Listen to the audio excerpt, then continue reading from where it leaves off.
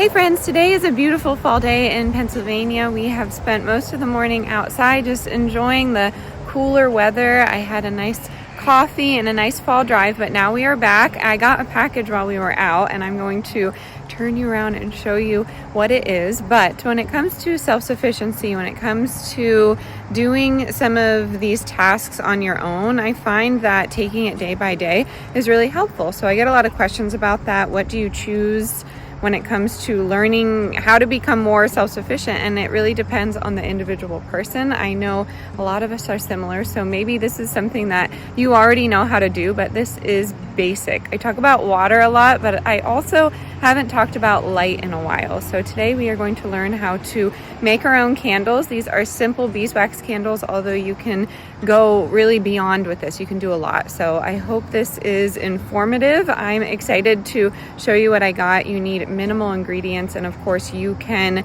swap these out for just about anything. So if you're new here, hi, hello. My name is Tori. We do self-sufficiency on a budget, being prepared on a budget, and we like to be very positive and realistic about that experience. So if you're new here, I am a mom to 4. I stay at home and I try and teach the kids how to be more self-sufficient with me. So if you like that kind of thing, definitely hit the subscribe button and let's get into it. Let's go make some fun candles.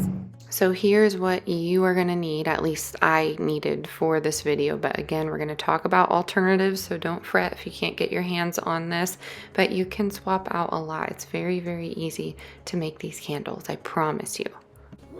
Okay, so here are some items you may need. Of course, you can swap these out for anywhere. I will have everything linked, but definitely check your local thrift stores or even Facebook free. I see a lot of this stuff on here. It's used, but for candle making, you can reuse it so many times. So you're going to need beeswax. You could use soy wax if you don't want to use beeswax, but there are different options out there for you. You need a hot plate, this hot plate, and then this little container with the temperature and one of these and a hot pad.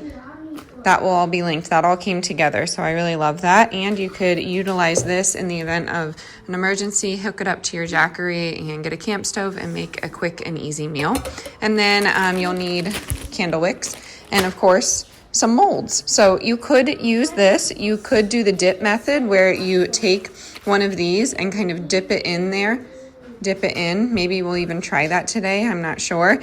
And, you could really go anywhere with this. You could put this in a mason jar, but I think these molds are cute. You could dye the molds if you want. You could add scent to these if you want. I'm not really a fan of adding too much scent, although I like to put some lemon balm in here just to make a nice fresh scent, although it's not too powerful. And yeah, super easy. It's really basic stuff, but I think it's a great skill to have and it's fun. Alrighty, I'm just going to let this play while I'm talking to you about some alternatives and also why I choose beeswax. Like I've said before, this is so simple and easy. If you have any specific questions, just drop them in the comments. But let's talk about alternatives. So in an emergency, you can use various items. You can use vegetable shortening, you can use butter, you can use orange peels or a can of tuna in oil or fish in oil. And these will all do for makeshift candles. So let's talk about how you use them. Vegetable shortening. You tamp down the shortening in a glass jar or a tin. You insert a wick like a cotton string or twisted toilet paper and you light it. If you want to use butter, you cut a stick of butter in half. You can create a small hole with a toothpick and insert a twisted piece of folded toilet paper and rub the wick with butter for starter fuel and a light. Orange peels. These are actually really fun to use in the house for Christmas time, at least for us, and that's basically just what it sounds like. Carefully cut the top off an orange, remove the peel, obviously eat the orange, leave everything else and a piece of the white stem attached, and you pour the cooking oil, or you could pour your beeswax into the hollow and light the stem. And then for tuna or fish cans, you save a can of fish packed in oil. This is the last resort because you want to eat that tuna, and then you poke a hole in the top, you insert a wick and you light the oil soaked wick. And then here are two that I haven't tried. You could do a crayon. A crayon can be lit directly as the paper acts as a wick and the wax as the fuel. And the glass jars with rice and oil I have seen done, but I've never tried. So fill a glass jar with rice, add water to about 1/2 inch below the rice level, and then cover with a layer of cooking oil. And you place a Q-tip into the mixture so the tip is just touching the oil, and then you light it.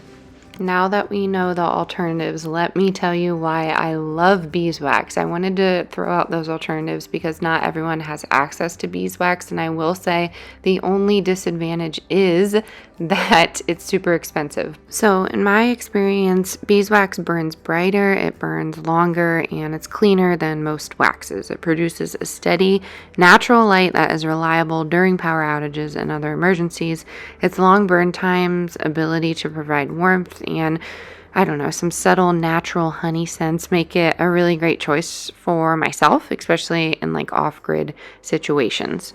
All right, so I've mentioned in the past that I've used beeswax, and this is the kind of questions that I typically get. It's been a while though. So the long burn time. Beeswax candles burn longer than paraffin candles, and it provides a sustained light for power outages, storms, or survival situations. A single candle can provide 12 to 18 hours of light, and larger candles can offer even more. It's bright and natural light. The flame from a beeswax candle is brighter, and it has a golden yellowish color depending on which variety you get, which provides better illumination and is closer to natural sunlight. I like sourcing mine locally, but this is an item I bought on Amazon so I could try it out. I think they burn great, but again, I would rather support something more local.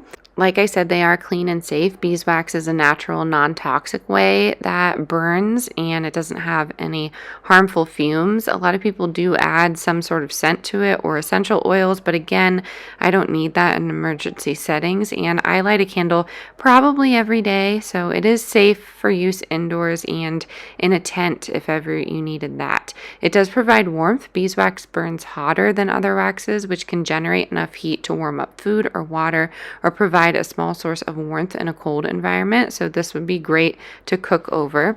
And then it's naturally aromatic, like I said. So 100% pure beeswax candles have that pleasant honey scent, and there's no other chemical scents to it, which is really helpful for me. And in a draft-free condition, beeswax candles are naturally dripless, which helps prevent wax from being wasted.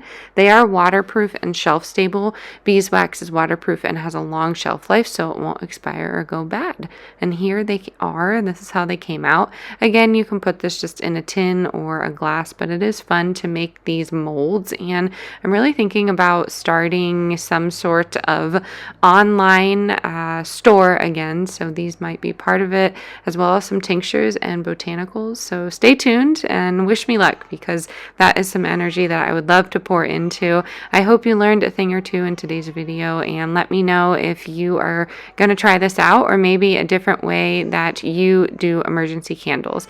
As always, stay adventurous, stay creative, and I will catch you on the next one. Bye, y'all. Take down your walls and let me